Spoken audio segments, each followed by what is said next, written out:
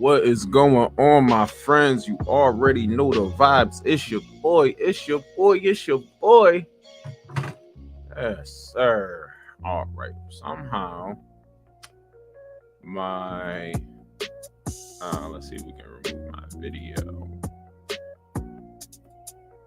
Not remove. Maybe we can.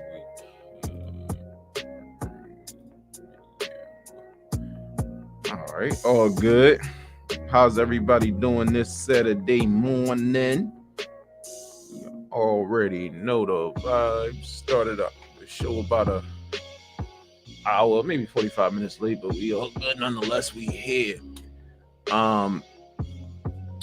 Thank y'all so much for joining us. We appreciate y'all tapping into the Talk That Lingo crew, where we talk that lingo very fast. I am your host, John Quick. And like I always say, it is harder to keep money than to get it. I have a lot of people who are asking me about these two shoes. Yes, I do own both of these shoes. In fact, as y'all can guess, this pair right here is actually this pair right here. So these frames actually cost more than each of the pairs. So that's something to be said about that. But I got people asking me about those shoes right there. And yes, y'all can see my winners never quit. Always remember that for show. If you have not already, make sure you follow us on TikTok. Our TikTok is QuickTok, QWIKTOC. We talk about a lot of like financial literacy things. Let me address that as well. So a lot of the stuff y'all see me posting in terms of the investor stuff, I'm not really big on investing. I know investors who like do it way more efficiently than me and more often than I do. I just take a piece of all those guys and kind of do my own little thing. So those videos that y'all see are typically just to put ideas in your mind that you don't have to be Grant Cardone to invest in stocks. You don't have to be Warren Buffett. You don't have to be Elon Musk. You don't have to be Jeff Bezos to invest in stock. Literally, what I want all y'all to do is take $5. Choose 5 stocks that you want to invest in and put $1 into each of the stocks. And see how you do, man. See how you do. Also, remember to follow me on TikTok because we do explain how trading and investing are completely different. We talk about NFTs. I'm going to do a whole show on NFTs because people still seem to be confused about what an NFT is. So I'm going to definitely have to go ahead and give y'all a full-blown crash course on that. But with that being said, let's go ahead and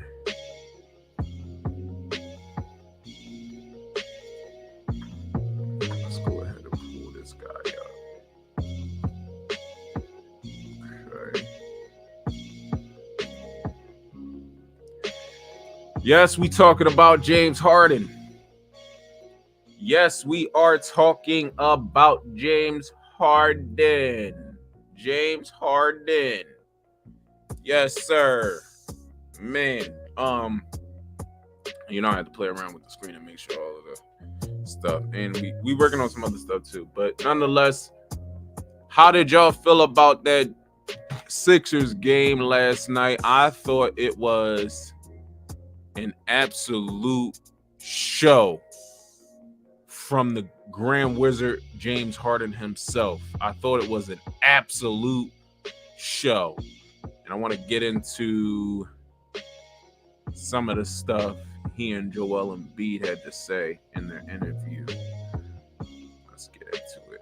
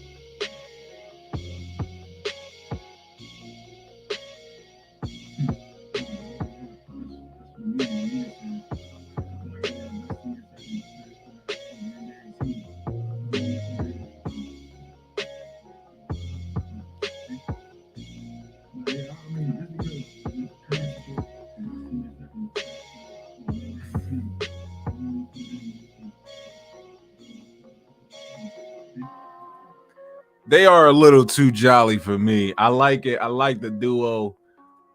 I really do like this duo, but they are a little too jolly for me. Let's get back into it.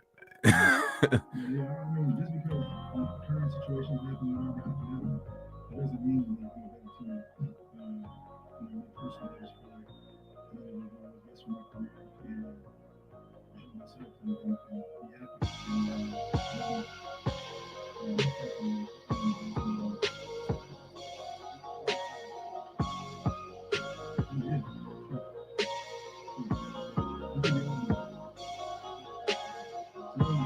Tomorrow's a great Friday. We're looking at every day. And we'll do our best every single day to build new habits into our play and to move forward.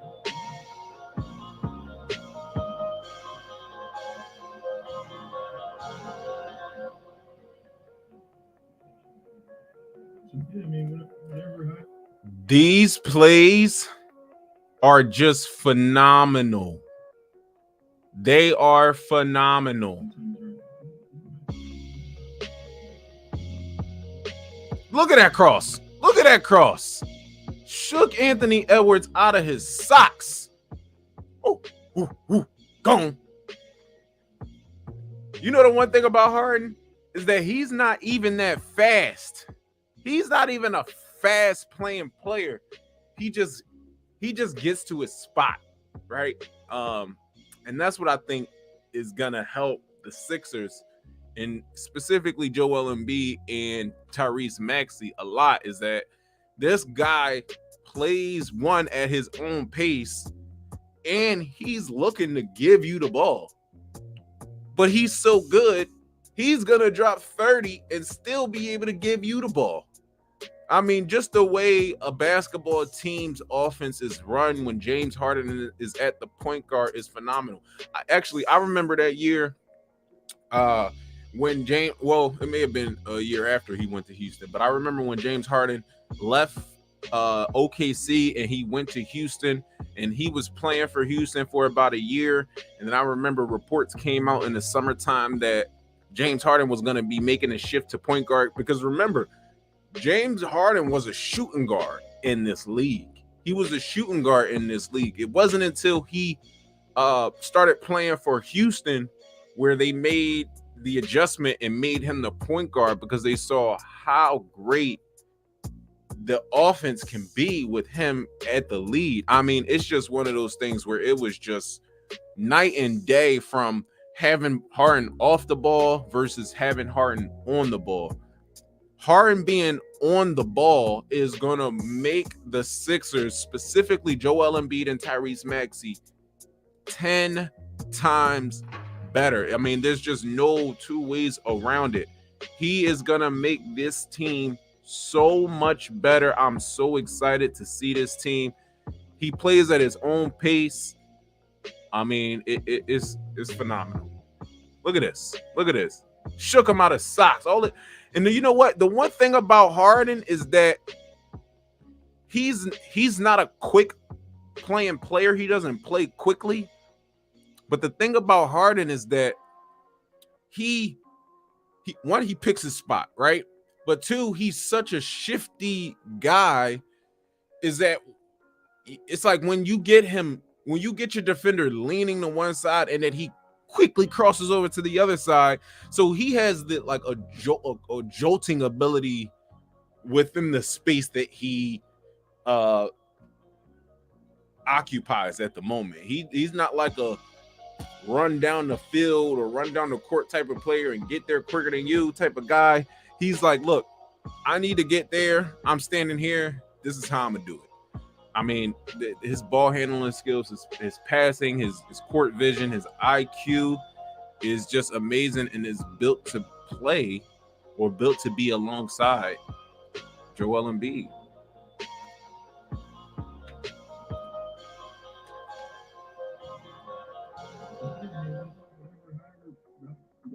Season, I'm willing to do it, and as long as we can win, it doesn't matter. But we all have something to prove. Right? We have one coming, and we can make that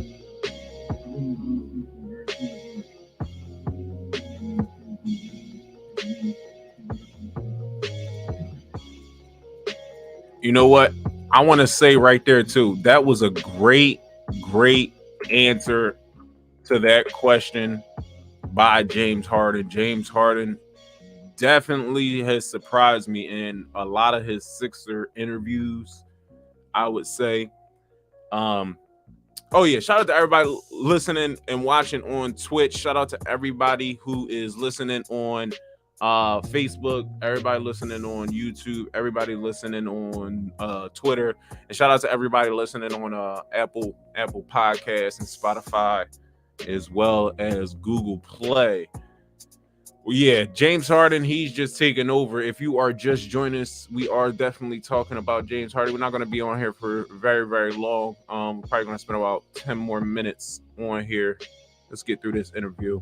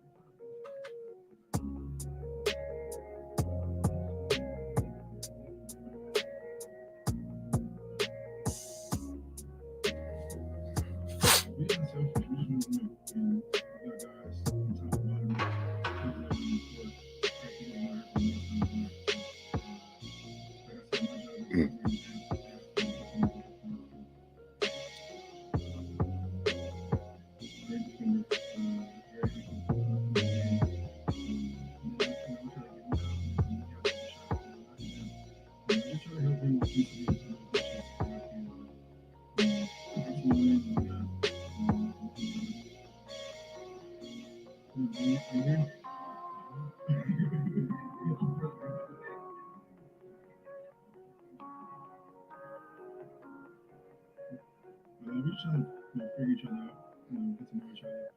This is a relationship. And I'm here to help, man. That's what I keep saying. I'm here to help. I'm here to make life easier for everybody in this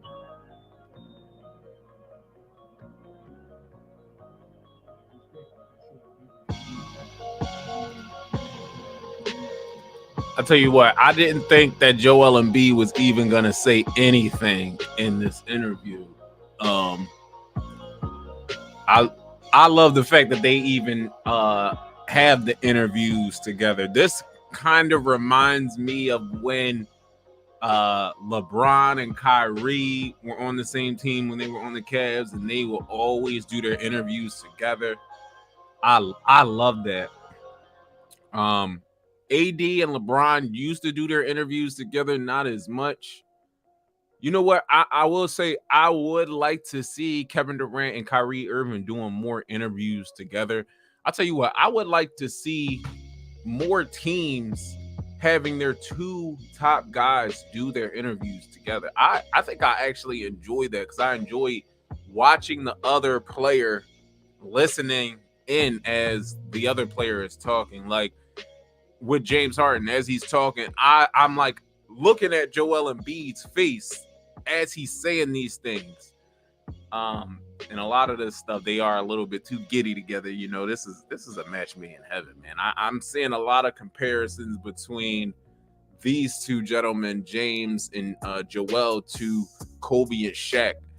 And I'll tell you what, if these two gentlemen can be what do I want to say? Because I want to tread lightly here too. If these two gentlemen can continue to be dominant, because James Harden dominates the game in his own individual way, and for all of this talk about how Ben Simmons affects the game with his defense, with his passing, with his what else does he have? I think that's about it, honestly. He doesn't do anything else.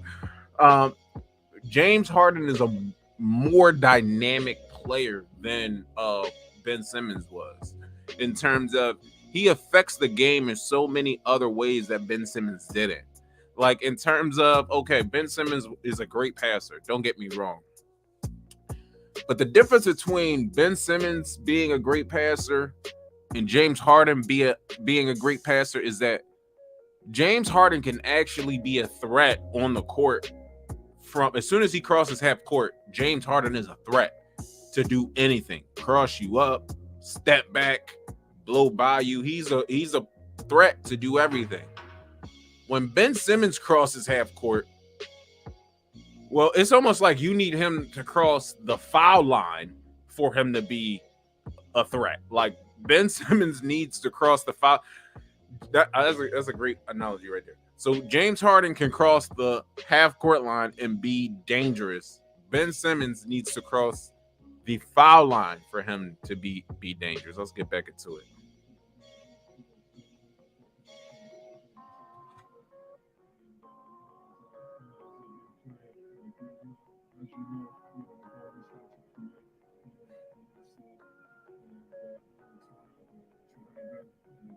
It's not just about me. It's also about the whole team. The whole team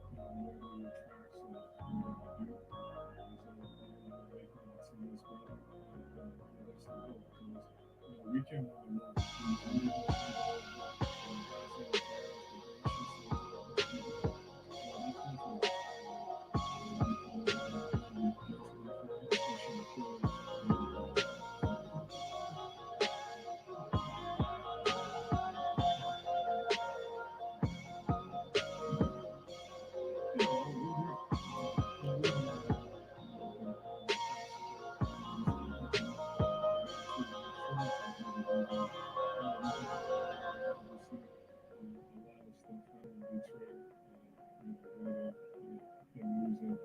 only win. We need to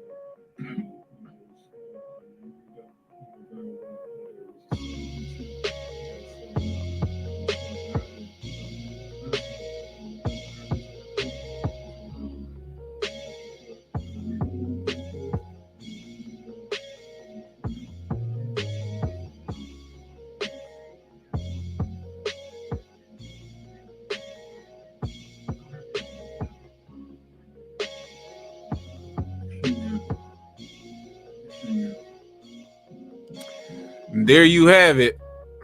And there you have it. These gentlemen are extremely happy to play with each other. These plays are just phenomenal.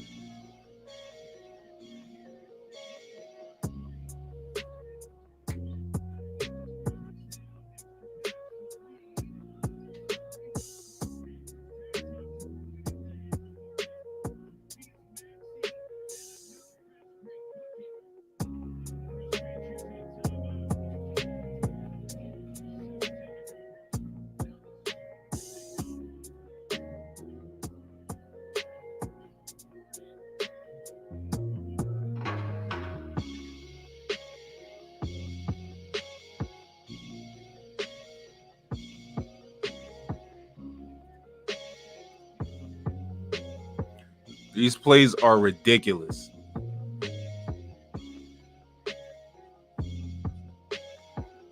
Nothing.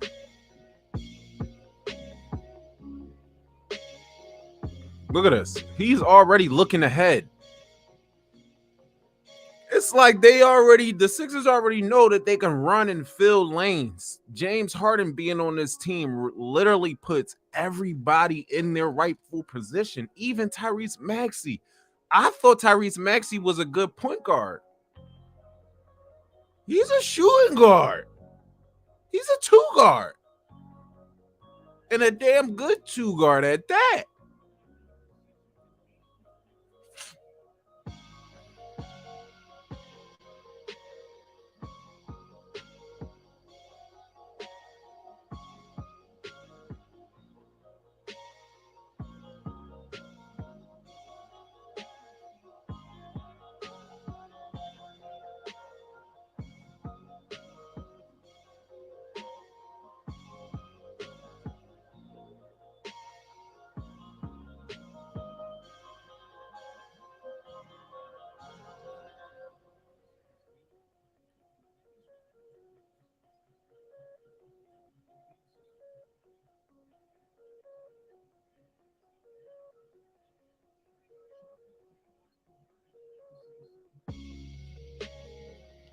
Insane.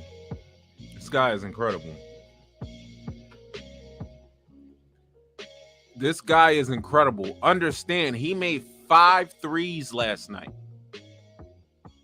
He made 5 threes last night.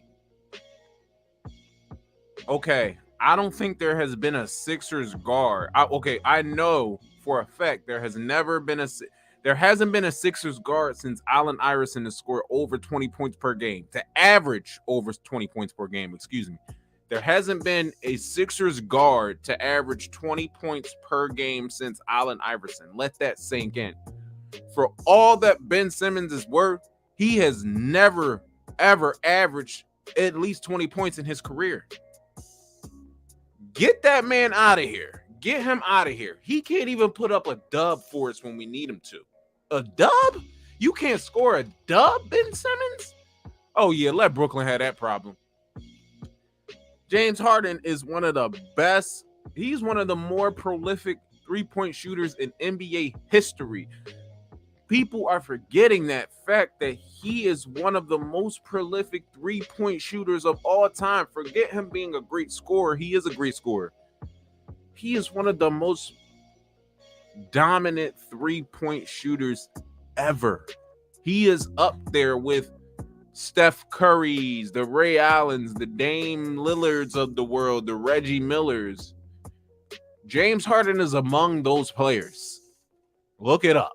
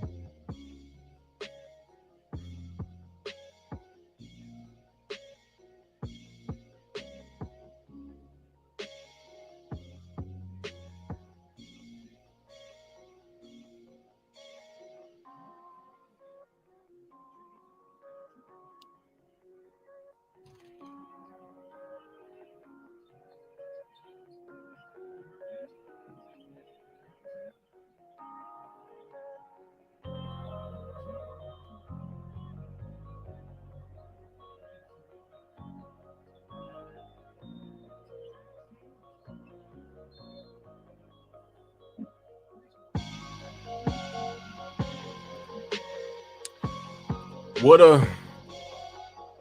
a duo. What a duo. I mean, this duo is just absolutely it's scary, man. It's scary. It really, really is scary. The things that they can do on the court, it is absolutely scary. It is one of the scariest things, I say.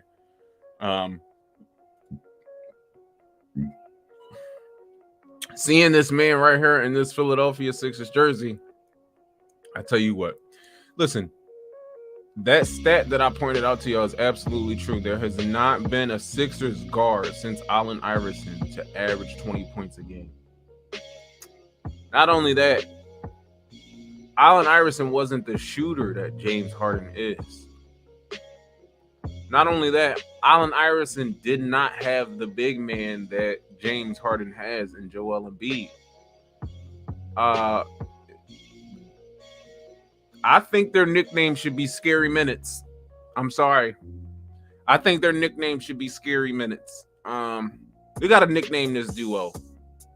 Well, I don't know if we can nickname. We don't need to nickname this duo. Shaq and Kobe didn't have a nickname. AD and LeBron didn't have a nickname. Well, Brown in the Brow, probably. I can see that being a nickname. But the Bearded Process, that's a nickname that I can see. The beard is here. The beard is here. Listen, here in Philadelphia, we love the beard, man. We absolutely are amazed at this. He just has a way of just being the prolific scorer we need him to be. when you match him up with Joel Embiid, I mean, it's almost nothing better to see right now for Philly sports teams. Now, this guy, Tyrese Maxey, is going to benefit the absolute most. The absolute most. He's going to benefit the absolute most from James Harden being here. As y'all saw last night, James Harden had double-digit assists? Double-digit assists, and he was still able to make sure Tyrese Maxey was involved in the game, which was huge. So yeah, man, that's pretty much all we got. J. Cole, Cold World, man, what was you doing out there? You only had 6 points out there, my brother? You only had 6 points out there, my brother. So yeah, man, as of right now, James Harden is averaging 27 points per game, even though I know he only played one game with the Sixers, but he's averaging 12 assists. 12 assists. And like I said, he only played one game, but I am looking at this as this isn't fool's gold. This is what we've seen from James Harden. 27 points, 8 rebounds, 12 assists with a PER of 36, plus 36 at that. We just have not seen a different James Harden, to be honest. We haven't seen a different James Harden. You pair Joel Embiid with another 20-point scorer, add that to the fact that 20-point scorer is going to get you at least double-digit assists. He's going to run your offense, and then he's going to score, then he's going to make 5 threes. He's going to make 5 threes. The Sixers made 19 threes last night. That was the most in the NBA last night. They made 19 threes last night. We thought that they didn't have enough shooting. Well, we might have been wrong at that because obviously, you know, they lost Seth Curry. A lot of people were thinking they need another shooter out there. And I will say they might need another shooter out there, but I think more importantly, they may need a bench scorer. Obviously, you had your top 3 guys, 3 of your top 4 guys scoring over 25 points. So you got to think that you want to try to put another player in there to help them out. The great thing is that they got Tobias Harris, who only scored 6 points last night. While that is tremendous, Tobias Harris is a starter. So we either need Shake Milton to come alive in terms of being that off the bench presence, or we're going to need Isaiah Joe to step up to the plate a little bit more moving forward. Moving forward, we're going to need him, Isaiah Joe, to step up to the plate just a bit more. Because Isaiah Joe is the one person on this team that I see coming in and making a difference in terms of, you know, his height. Obviously, he can defend. I mean, he is only 6'4", but at the same time, Shake Milton is what, 6'2", 6'1". So, I mean, and then you even got George Niang. First of all, George Niang is listed as 6'7". George Niang there's almost no way that he's 6'7". And if he is actually 6'7", he's not a very big 6'7". Wow, Shake Milton is actually taller than Isaiah Joe. Shake Milton is taller than Isaiah Joe, but Isaiah Joe is a better shooter. He's a better shooter from 3, and that's what we need. We need somebody who is going to be really, really good shooting from 3. And then we need that person to be able to give us 10 points off the bench.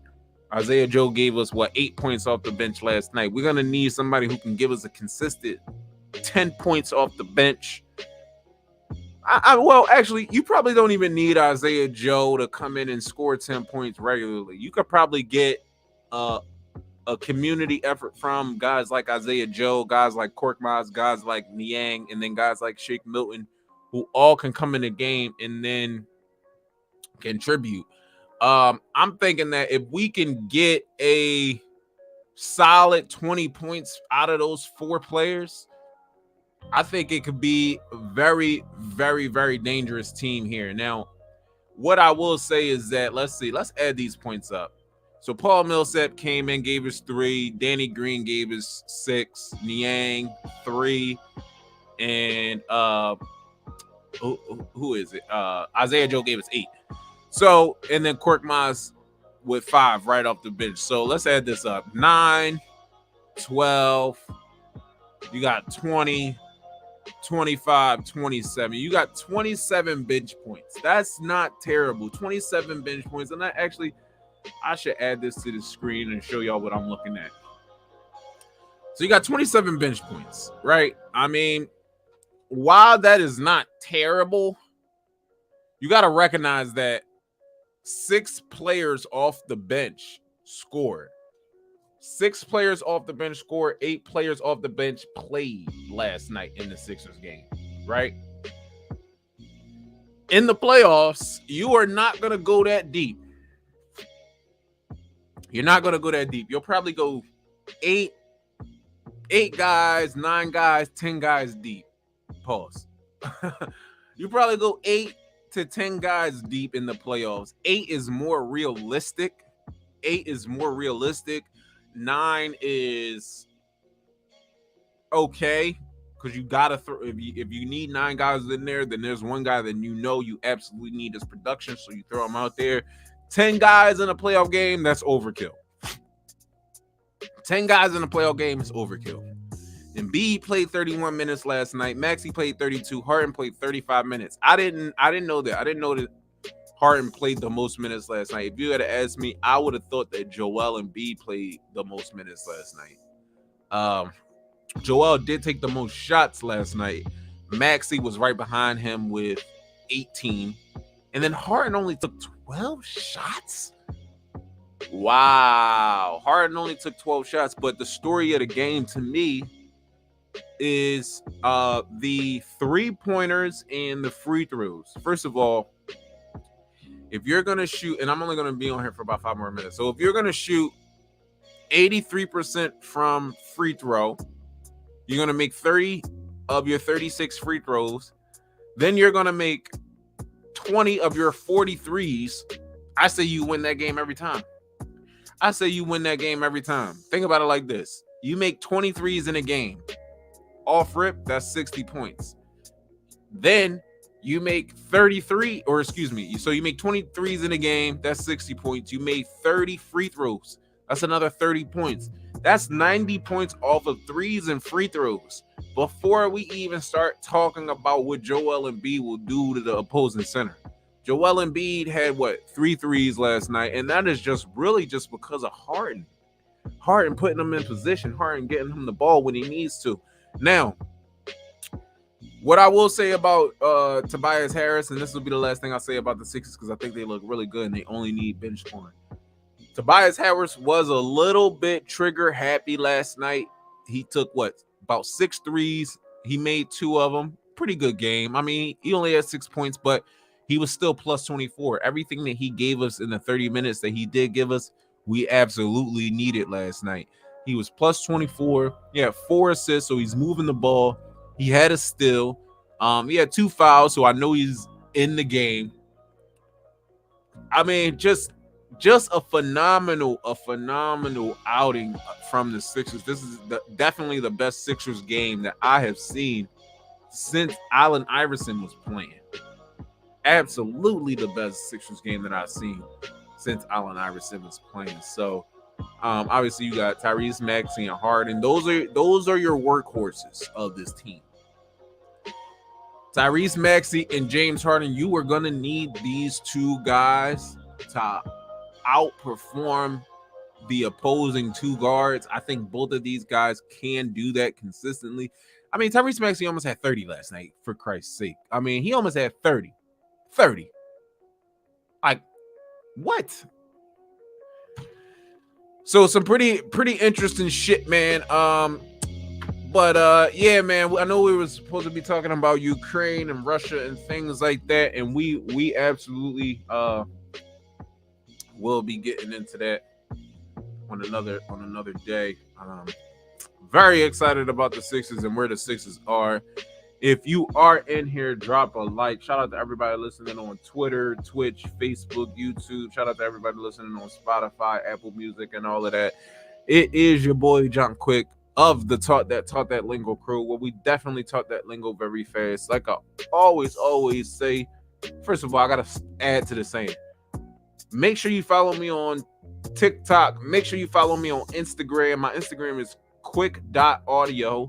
My TikTok is quicktalk. Make sure y'all follow me there. We do a lot of financial literacy content.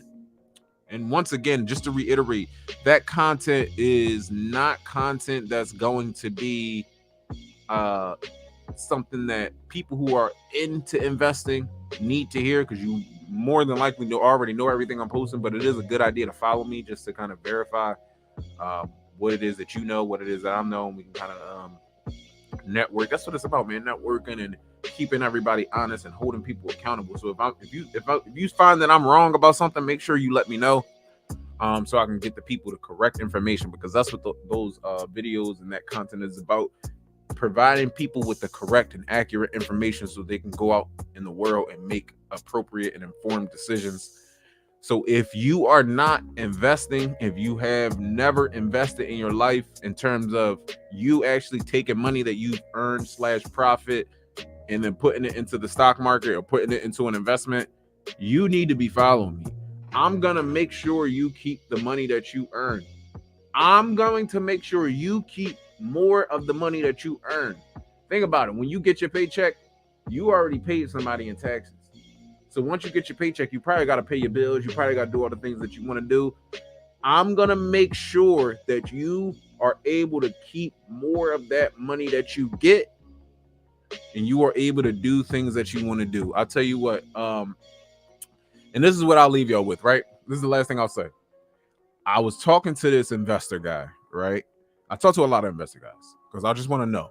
So I was talking to this investor guy, and he was telling me how, it takes the same effort to make $10 as it does to make $1 million. It takes the same effort to make $1 million as it does to make $10. You just have to figure out where you want to put that effort. If you work a job and you feel like that job does not pay you enough, I'm here to let you know. The same effort you put into that job that doesn't pay you enough is the same effort that it would take for you to make $1 million. And that's part of the reason why you need to follow me. All right. So that's the last thing I'm going to leave y'all with. Make sure y'all follow me on TikTok. Make sure y'all follow me on Instagram. My TikTok is QuickTalk, QWITO. QuickTalk. Follow me because I'm going to help you keep the money that you need to keep. Stop going out here and spending all your money with these people. And guess what? It's going to be free. This is the thing. That's what I don't understand. It gets me with people. I'm giving you free advice. I'm not asking you for no money. All I ask is that if you are in here, drop a like. And if you see something that you know that somebody else in your life needs to hear, make sure you send them that piece of content. Because guess what? We all we got, baby. It's already, you already know, man. It's your boy John Quick. Talk that lingo crew. Appreciate y'all tapping in. You already know the vibes. Listen, man, it's about financial literacy. Make sure y'all follow me on Instagram. Make sure y'all follow me on TikTok to keep more of the money you got. Other than that, we out of here. Oh yeah, we ain't drink none of the Diplomatico. It's way too early for that. So tomorrow's show, we gonna be drinking. Other than that, we out of here.